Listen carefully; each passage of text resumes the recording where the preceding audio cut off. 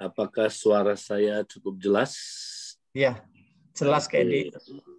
Baik. Saudara, kita kembali mau memperdalam apa yang kita sudah dapat pada hari Minggu.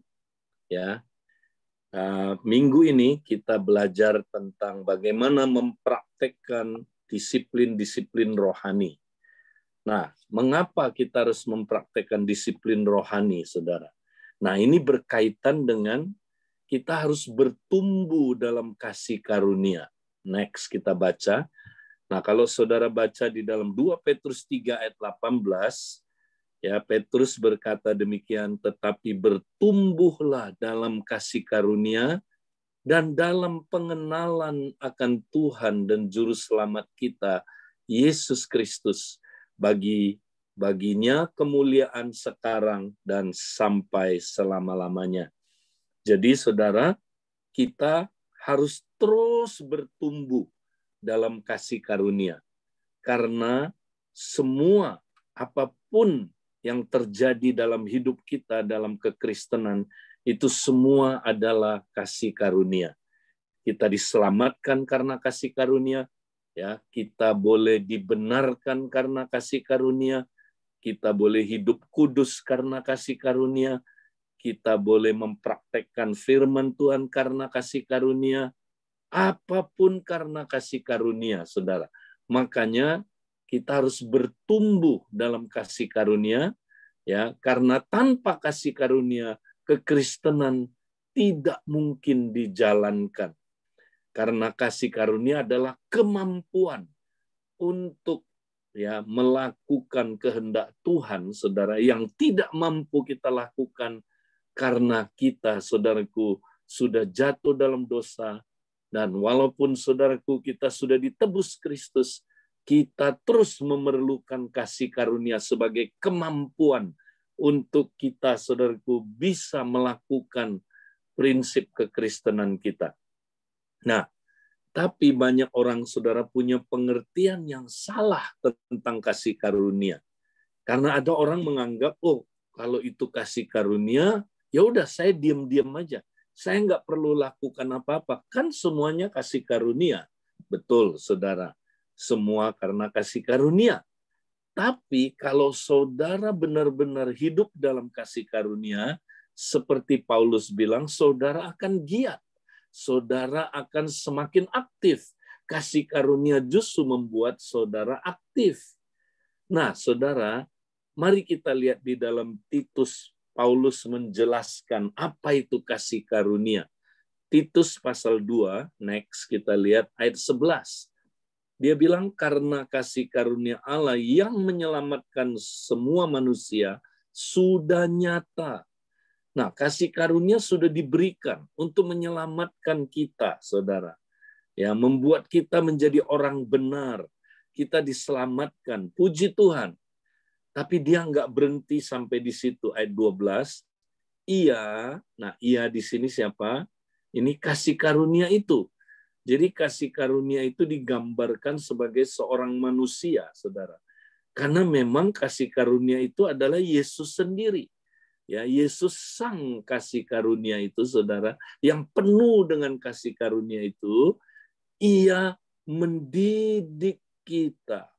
Supaya apa? Supaya kita meninggalkan kefasikan dan keinginan-keinginan duniawi, dan supaya kita hidup bijaksana, adil, dan beribadah. Di mana? Di dalam dunia yang akan datang. Amin. Enggak. Dunia yang sekarang ini. Nah, saudara, kalau saudara dididik oleh kasih karunia, ya, maka saudara bisa ya melepaskan, meninggalkan kefasikan dan keinginan-keinginan duniawi, ya, yang hari ini renungan kita, saudara. Ya, keinginan-keinginan duniawi itu 3 hal itu, saudara, yaitu keinginan daging, keinginan mata, dan hidup ya jemawa atau keangkuhan hidup. Itulah dunia, saudara. Ya, kita bisa tinggalkan itu. Ya, kita bisa hidup bijaksana, adil, beribadah. Bukan nanti di sorga, sekarang ini. Ya, ada orang yang berpikir gini, saudara. Oh, di dunia ini kita jatuh bangun biasalah. Ya nggak apa-apa kita jatuh bangun ya. Nanti di surga baru kita bisa menang terhadap pornografi. Di surga baru kita bisa menang terhadap kemarahan. Nanti di surga kita baru bisa menang terhadap dosa-dosa. Di sini mana bisa, ya. Nah, itu orang nggak ngerti, saudaraku, kasih karunia. Kasih karunia itu bukan cuma membenarkan kita, tapi dia juga mendidik kita supaya kita hidup kudus, supaya kita bisa lepas dari dosa-dosa, saudara. Nah, mari kita lihat selanjutnya. Bukan sampai di situ ayat 13, dengan menantikan penggenapan pengharapan kita yang penuh bahagia dan penyataan kemuliaan Allah yang maha besar dan juru selamat kita Yesus Kristus. Ini adalah kedatangannya. Bukan hanya kasih karunia menyelamatkan kita, membenarkan kita, tapi mendidik kita supaya kudus, tapi juga mengawal kita, melindungi kita, sampai nanti hari kedatangannya, kita, saudaraku, mendapat tubuh kebangkitan. Wow. Jadi, saudaraku, kasih karunia itu komplit. Ya, dia bekerjanya komplit. Dia bukan hanya menyelamatkan, tapi dia mendidik kita. Nah, kata mendidik, saudara, di sini adalah seperti seorang ayah mendisiplin anaknya. Ya, jadi disiplin sebenarnya, saudara. Jadi kalau itu kasih karunia yang benar, dia akan, saudaraku, mendisiplin kita. Ya, jadi saudara, ya. Apa artinya kalau kita, saudaraku, hidup dalam kasih karunia? Kita mempraktekkan disiplin-disiplin rohani. Ya, jadi kalau saudara nggak praktek disiplin-disiplin rohani, pertanyaannya, saudara benar nggak ya dapat kasih karunia, ya? Karena kasih karunia yang benar mendisiplin kita. Ya, ada disiplin-disiplinnya. Ya, itulah murid. Kata murid, disciple, ya, dengan disiplin itu satu akar kata, saudara. Ya, nah, jadi saudara, kalau saudara benar murid Kristus, saudara pasti akan, saudara, mempraktekkan disiplin rohani. Nah, sekarang kalau dari ayat ini, saudara, disiplin rohani itu apa? Nah, saya cerita dulu, saudara. Saudara harus hati-hati. Sekarang ada pengajaran namanya hyper grace. Ya, nah, ini bahaya sekali, saudara.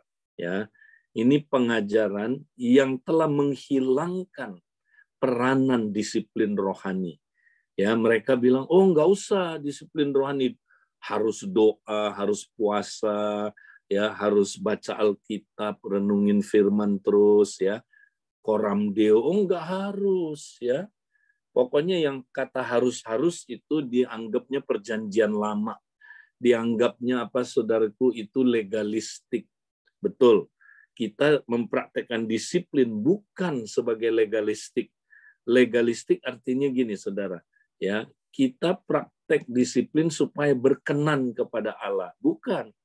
Ya, kita praktek disiplin supaya bayar harga, supaya kita selamat. Bukan. Ya, ya, kita praktek disiplin itu bukan untuk memperoleh keselamatan. Bukan. Karena kita udah selamat, saudara. Karena kasih karunia yang menyelamatkan itu, saudara, itu mendidik kita, mendisiplin kita. Jadi disiplin rohani, saudara, itu justru adalah bagian dari kasih karunia. Disiplin rohani itu diberikan bersama-sama dengan kasih karunia. Nah, supaya saudara mengerti, saya suka pakai perumpamaan berikut ini. Coba lihat, saudaraku, PowerPoint berikutnya. Nah, ini supaya kita nangkep. Perhatikan, saudara. Saudara pernah minum jus kotak atau susu kotak, ya? Saya nggak mau sebut mereknya lah. Ini nggak ada mereknya, ya. Jus kotak. Nah, saudara kalau beli jus, saudara, dikasih sedotan nggak, saudara? Oh iya, udah berikut. Nah, sedotan itu apa, saudara? Sedotan itu saluran untuk membawa jusnya bisa masuk ke perut saudara. Nah, demikianlah, saudaraku, kasih karunia. Ya, kasih karunia umpamanya jusnya itu, saudara. Nah, supaya kasih karunia bisa masuk ke hidup saudara, perlu saluran. Ya, ini namanya sarana-sarana kasih karunia. Nah, apa, saudaraku? Pipet atau sedotannya itu salurannya, sarana kasih karunia namanya. Ya, jadi saudara, waktu Tuhan kasih saudara keselamatan, memberi saudara kasih karunia, itu udah berikut ya sarananya, saudara. Ya, sarananya apa? Disiplin-disiplin rohani itu. Jadi mempraktekkan disiplin-disiplin rohani itu bukan perjanjian lama. Itu bukan legalistik, itu bukan, saudaraku, ya, kita kembali ke apa, saudaraku, hukum Taurat, perjanjian lama, bukan, ya. Jadi saudara mempraktekkan disiplin rohani, itu bagian dari kasih karunia. Ya, justru kalau saudara dapat kasih karunia yang benar, saudara didisiplin. Kalau saudara nggak didisiplin, kasih karunia apa itu namanya? Nah, pengajaran ini bahaya sekali, saudara. Ya, karena gereja ini, saudara, ya, dimulainya dari Singapura. Ya, banyak saudaraku orang yang sekarang ikut senang pengajaran itu karena memang nyaman, enak di telinga, saudaraku. Ya, mengajarkan bahwa kita nggak perlu ya doa apa itu, ya kalau kamu mau doalah nggak apa-apa. Yang penting hidup dalam kasih karunia. Nah, saudara, saya mau cerita dulu. Saya punya teman, saudara. Teman saya ini punya teman lagi, sama-sama sekolah Alkitab di Amerika, saudara. Ya, kemudian temannya ini, saudara, ketahuan dia homo. Ya, dia di counseling tidak mau bertobat. Diperhadapkan dengan kamu mesti tinggalkan gaya hidup itu. Dia nggak mau, saudara. Nah, satu kali, saudara, dia dikeluarkan oleh sekolah Alkitab itu. Maka dia keliling-keliling, hidupnya tetap homo, saudara. Nggak ada perubahan. Nah, satu kali, saudaraku, ya dia ya ketemu lagi sama teman saya ini di Singapura. Nah, dia gabung ke gereja ini, saudara. Nah, kemudian saudara, dia cerita, aduh, saya senang sekali, saya udah ketemu ya pengajaran yang saya cocok sekali. Ya, aduh, saya merasa bertumbuh di sini. Nah, teman saya ini nanya, ya, oh bagus dong kamu bertumbuh. Puji Tuhan, saya senang kamu bertumbuh. Ya, terus dia nanya karena teman saya ini cukup dekat, dia belak-belakan sama teman ini. Ya, dia bilang begini, jujur ya, kamu masih praktek nggak? Ya, kebiasaan berdosa kamu homoseksual. Ya, jujur masih sih, katanya. Loh, kok masih? Katanya kamu bertumbuh. Terus dia jawabnya gini, saudara. Kan semua karena kasih karunia. Nah, itu dia, saudara. Salah ngerti tentang kasih karunia. Orang berpikir kasih karunia hanya mengampuni dosa kita. Tidak. Coba kita baca ini, saudara. Ya, ulang lagi ayat 14. Yang telah menyerahkan dirinya bagi kita, bukan ulang ya, ini belum kita baca. Yang telah menyerahkan dirinya bagi kita untuk membebaskan kita dari segala kejahatan dan untuk menguduskan bagi dirinya suatu umat kepunyaannya sendiri yang rajin berbuat baik. Nah, lihat saudara. Ya, kasih karunia bukan hanya ngampuni dosa saudara. Kalau sampai ngampuni dosa saudara aja, ya, maka saudara akan bikin lagi dosanya, ya kan? Karena cuma sampai mengampuni dosa. Tidak. Kasih karunia itu sudah membayar harga supaya saudara bisa bebas dari segala kejahatan. Segala kejahatan. Jadi kasih karunia bukan hanya mengampuni dosa homoseksual saudara, tapi juga sekaligus melepaskan saudara dari dosa homoseksual saudara. Kasih karunia bukan hanya, saudaraku, mengampuni dosa saudaraku, ya, lesbian saudara, tapi juga melepaskan saudara dari segala dosa lesbianisme saudara. Ya. Nah, bagaimana saudara bisa lepas? Kalau saudara praktek disiplin rohani, saudara mau dididik oleh kasih karunia itu. Ya, inilah pemuritan. bahaya, saudaraku. Ada gereja yang tidak mempraktekkan disiplin rohani. Itu gereja nanti, saudara, sama kayak Korintus nanti, mengerikan, ya, penuh dengan macam-macam kebiasaan buruk yang nggak bisa dilepaskan, saudara. Ya, saya sering layani sama Mardi, saudara, di Zoom. Nah, Tuhan kasih tahu orang ini homo dia. Tapi kita kan nggak mau mempermalukan orang di depan umum, saudara. Nah, kemudian waktu japri kita tanya dia, ya benar nggak kamu masih bergaya hidup seperti ini? Wah, dia kaget, saudara. Akhirnya dia bertobat. Dia bertobat, saudaraku. Kami ajarin dia disiplin rohani. Nah, dia cerita, saudara. Kak, di gereja kami nggak pernah diajarin ini. Makanya saya dan teman-teman saya tetap gaya hidupnya ya masih seperti ini. Kami belum bertobat beneran. Ya, kemudian saudara dia cerita bahkan PKS kami sama homo juga. Ya. Nah, saudara, inilah yang kita mesti ngerti, saudara. Saudara, ya jadi kasih karunia yang benar mendidik kita, mendisiplin kita. Ya. Kenapa, saudaraku? Karena kasih karunia itu Tuhan Yesus sendiri. Next. Masih ingat, saudara? Ya. Yesus adalah, saudaraku, guru agung kita. Kita pemagangnya. Ya. Jadi, saudara, kalau kita percaya Yesus, dia akan mendidik kita. Karena kita pemagangnya. Masih ingat, saudara? Pemagang itu belajar dari gurunya, akhirnya menjadi sama seperti gurunya, saudara. Nah, apakah berat, saudara? Enggak. Ya, cooknya Tuhan itu enak dan bebannya itu ringan, saudara. Jadi kalau saudara ikut Yesus, praktek disiplin rohani itu walaupun saudaraku ya enggak nyaman, ya, tapi saudaraku akhirnya enak dan bebannya ringan, saudaraku. Ya, jadi saudara kita akan terus makin semangat ya mempraktekkan disiplin-disiplin rohani. Nah, sekarang saya mau cerita, saudara, apa sasarannya kita mempraktek, saudaraku, disiplin-disiplin rohani supaya saudara nggak jatuh ke dalam legalistik tadi. Ya, kita mesti ngerti, saudaraku, tujuannya apa praktek disiplin rohani ini, saudara. Nah, mari kita buka 2 Korintus 4 next, ayat 16 sampai 17. Ya, inilah yang terus kita ajarkan, saudaraku, bertahun-tahun kepada saudara. Cuman sekarang makin jelas saudara mengerti. Sebab itu, ya 2 Korintus 4 ayat 16, sebab itu kami tidak tawar hati.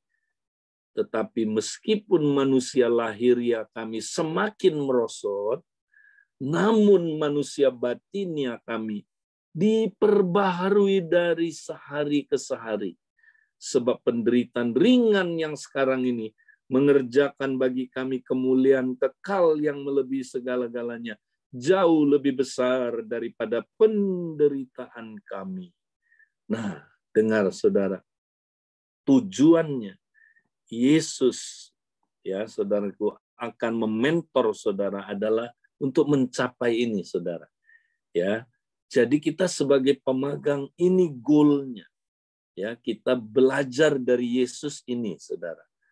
Ya, sebab katanya, saudaraku, meskipun manusia lahiriah kami semakin merosot, namun manusia batinnya kami diperbaharui dari sehari ke sehari.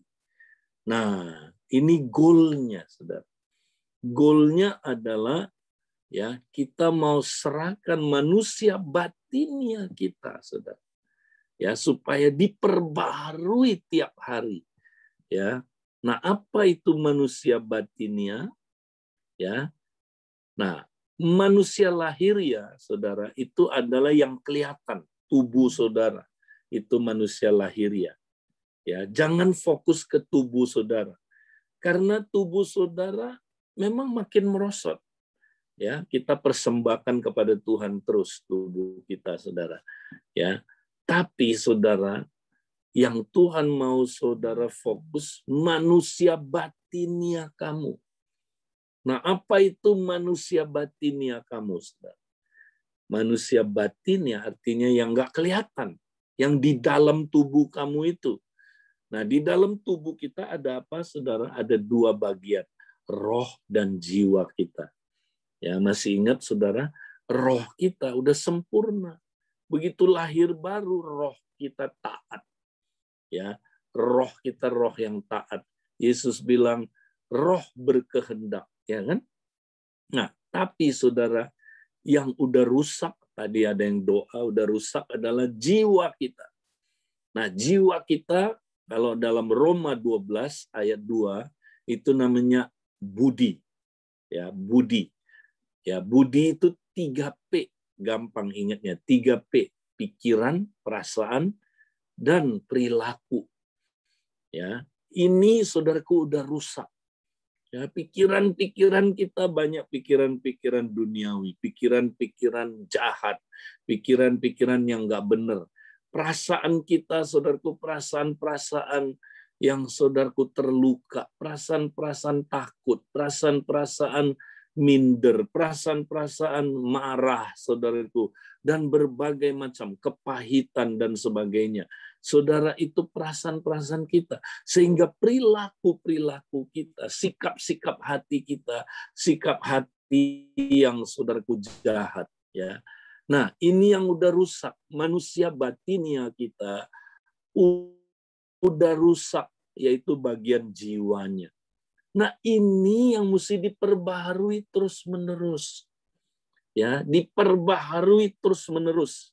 Nah, kata diperbaharui atau pembaharuan, yaitu dalam bahasa Latinnya, saudara, renovare. Ya, renovare, saudara, kita direnovasi terus, diperbaharui terus tiap hari.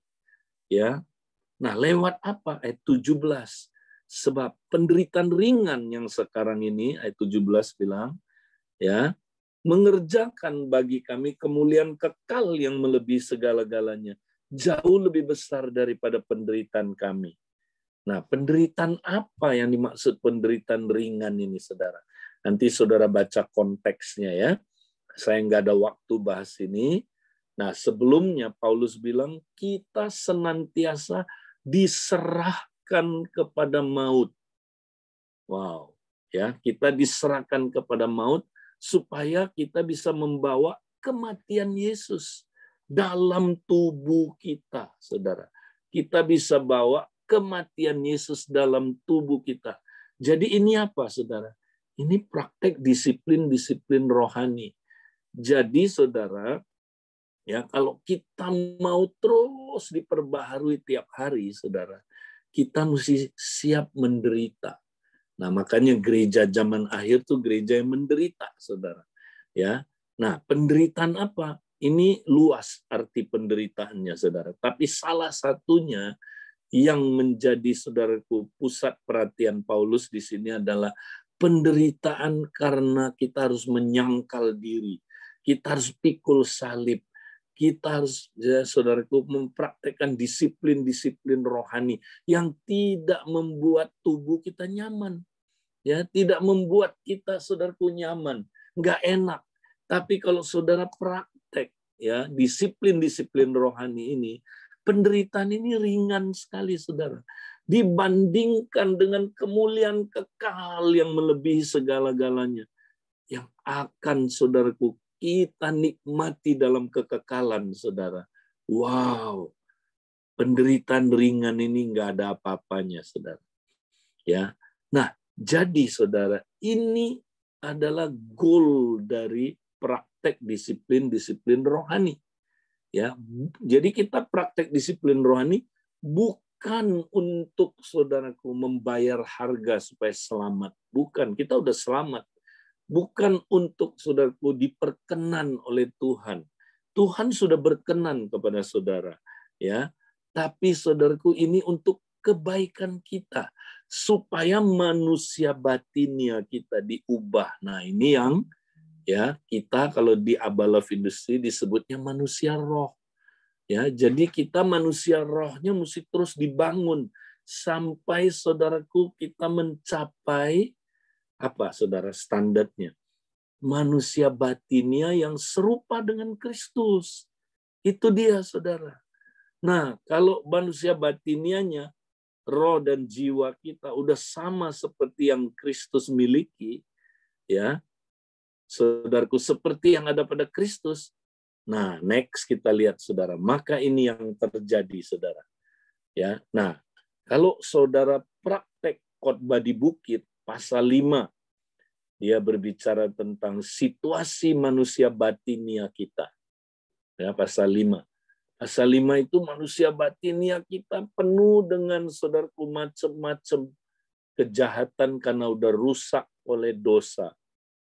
Ya, makanya dia cerita banyak orang marah, ya, simpen percabulan, nggak setia sama pasangannya, mau cerai, bohong, ya, hidupnya penuh dengan kebohongan, saudara.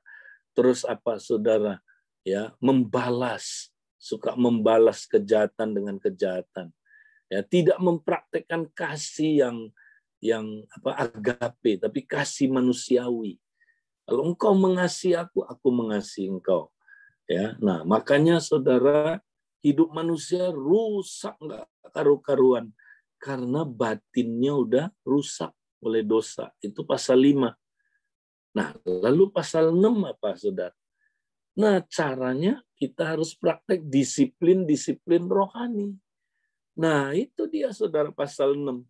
Tuhan Yesus ajar, ya, kamu harus praktek disiplin-disiplin rohani.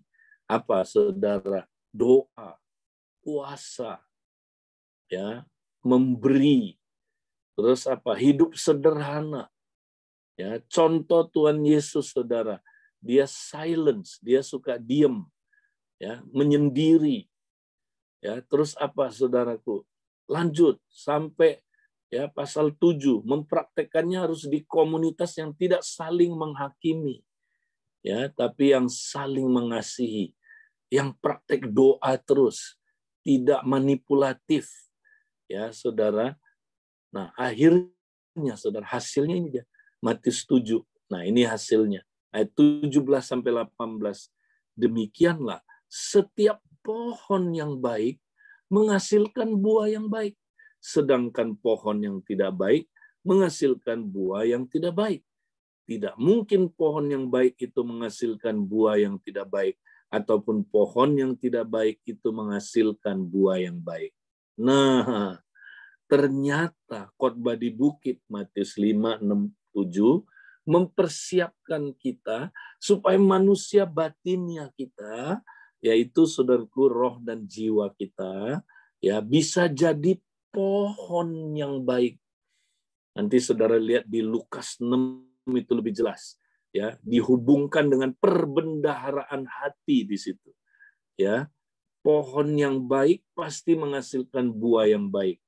Ya, demikianlah dia bilang, saudaraku, ya, apa yang keluar dari kita berasal dari perbendaharaan hati. Ya, perbendaharaan hatinya baik, keluarnya yang baik. Perbendaharaan hati yang tidak baik, keluarnya yang tidak baik. Jadi perbendaharaan itulah manusia batiniah kita, saudara. Ya, kalau manusia batiniah kita seperti pohon yang baik, saya mau tanya, pohon yang baik mudah nggak menghasilkan buah yang baik? Oh, sangat mudah, saudara. Nggak usah ngeden dia. Ya, pohon yang baik, kalau hatinya udah kayak gini, saudara, udah kayak Tuhan Yesus. Nah, apa yang terjadi, saudara? Kita otomatis menghasilkan buah. Nggak usah ngeden. Tahu nggak, saudara? Pohon jeruk nggak perlu ngeden menghasilkan buah jeruk. Nggak perlu. Asal dia DNA-nya udah jeruk, dia otomatis keluar buah. Nggak usah ngeden. Nah, inilah, saudaraku, ya, pemuritannya Tuhan Yesus. Keren, ya. Jadi Tuhan Yesus mau rubah hati kita dulu, saudara. Ya, manusia batinianya kita. Itu yang dirubah sama dia. Sampai kita jadi kayak pohon yang baik. Pohon yang baik pasti keluar buah yang baik. Ya, nggak usah ngeden. Ya, coba, saudara, kalau jeruk nggak perlu ngeden kan menghasilkan buah jeruk. Pernah lihat pohon jeruk stres? Ya, saudara lewat pohon jeruk. Aduh, bro, lagi ngapain, bro? Lagi stres, lagi pandemi COVID-19 nih, ya. Aduh, susah ya berbuah sekarang ya. Masanya susah banget berbuah. Aduh, saya lagi bergumul mau berbuah. Saya mau berbuah ini. Iya. Wah, keluar satu buah. Aduh, baru satu. Aduh, sebentar lagi saya istirahat dulu. Capek nih berbuah. Ya, nggak usah, saudara. Pernah lihat saudaraku pohon jeruk? Dia santai aja. Ya, dia santai. Dia saudaraku sedot air.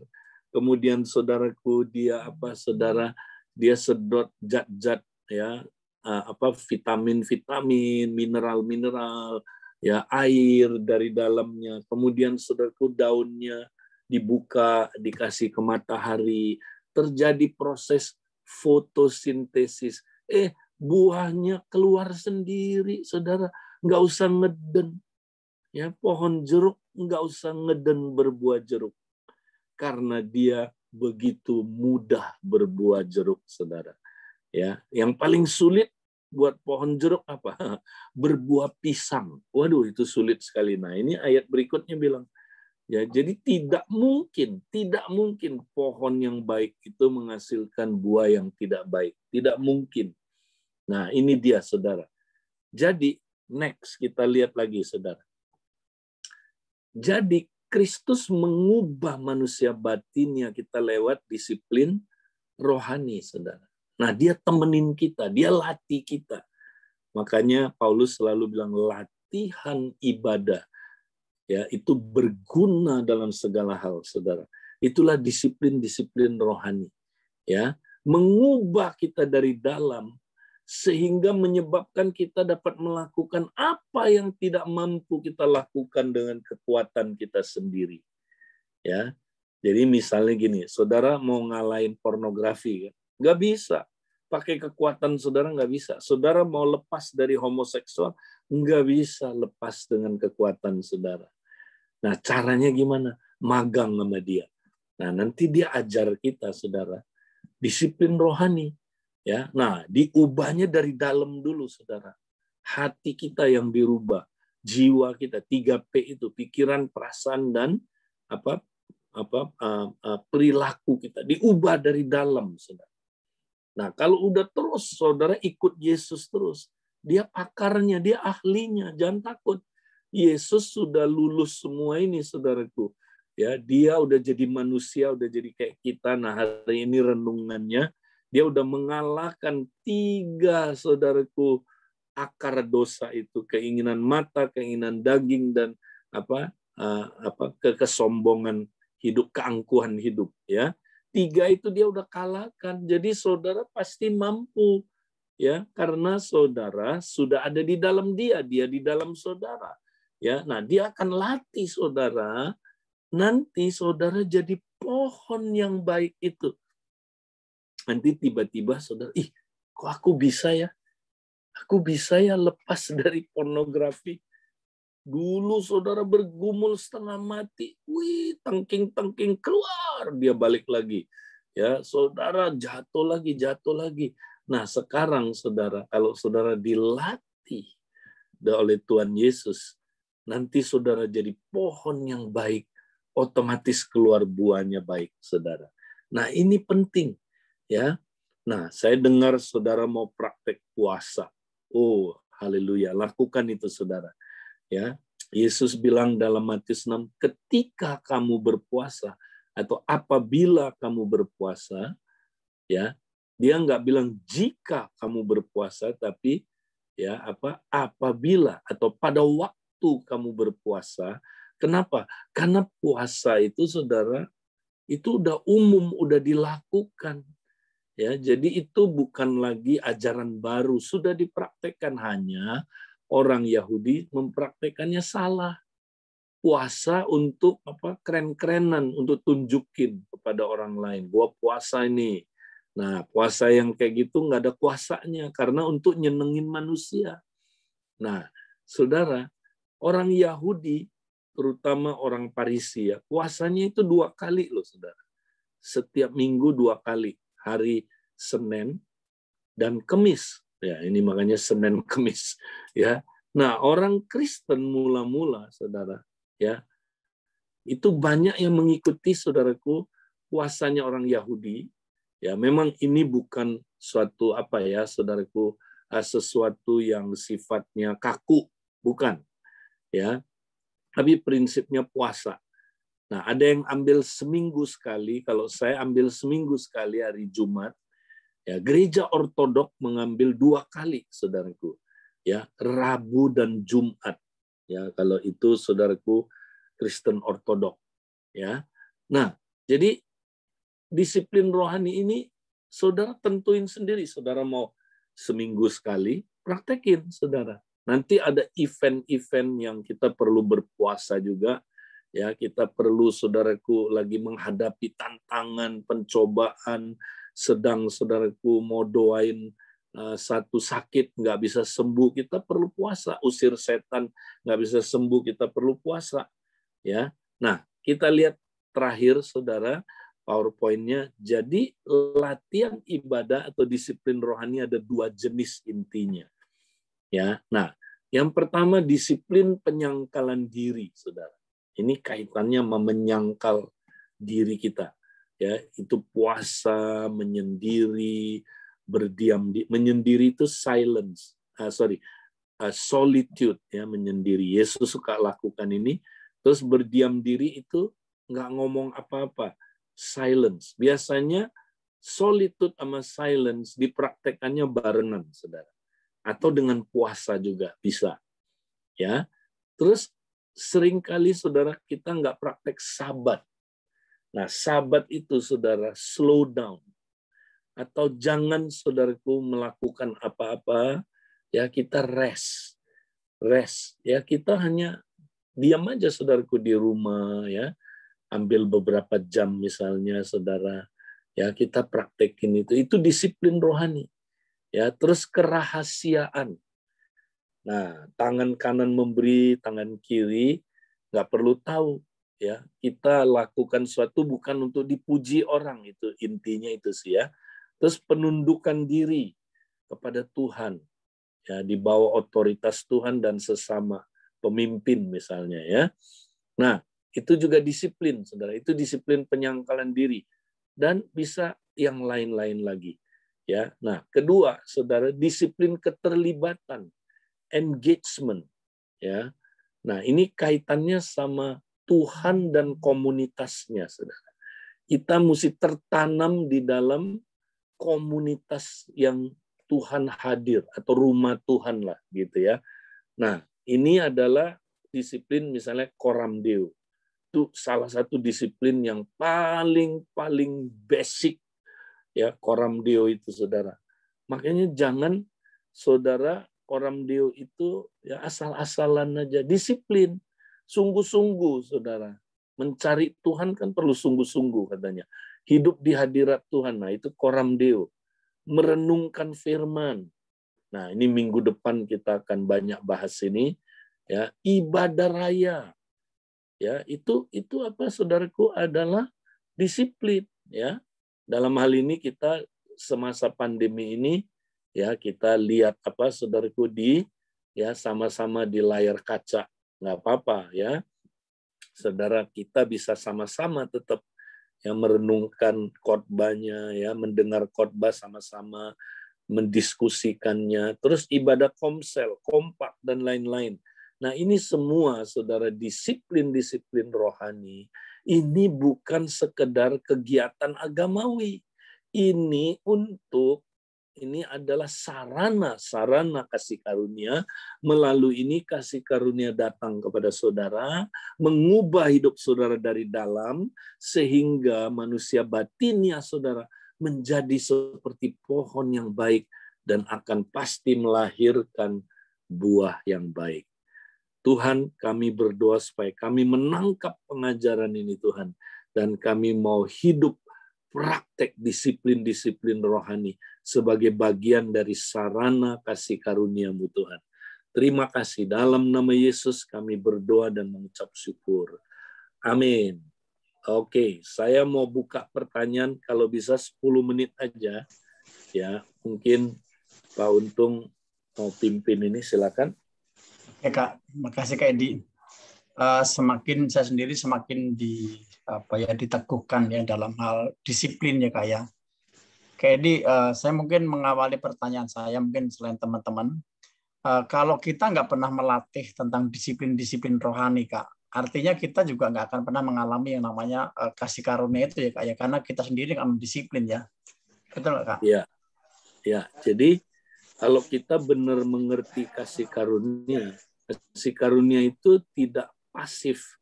Kasih karunia membuat kita aktif mempraktekkan disiplin-disiplin rohani. Ya, jadi ada kesalahan pengajaran tentang kasih karunia. Nah, ini yang bahaya masuk ke dalam gereja yang disebut hyper grace. Jadi dia tekanannya pokoknya kasih karunia, kamu nggak perlu bikin apa-apa. Nah, itu kasih karunia yang keliru. Jadi kita jangan terima pengajaran yang demikian ya. Itu namanya cheap grace atau hyper grace. Itu nyaman, membuat orang Kristen enak. Kamu nggak usah ngapa-ngapain, ya kan? Nggak ada penderitaan tadi itu. Nah, jadi makanya message yang kayak begini, Injil yang begini itu populer. Kan Tuhan udah bilang pada akhir zaman banyak orang mau mencari guru yang menyenangkan telinganya. Ya kan? Dia mau dengar bukan kebenaran, yang menyenangkan telinganya, yang dia mau dengar. Nah, ini bahaya. Jadi itu sih. Oke, Kak Edi. Makasih, Kak Edi. Silakan, saudara yang mau bertanya, silakan.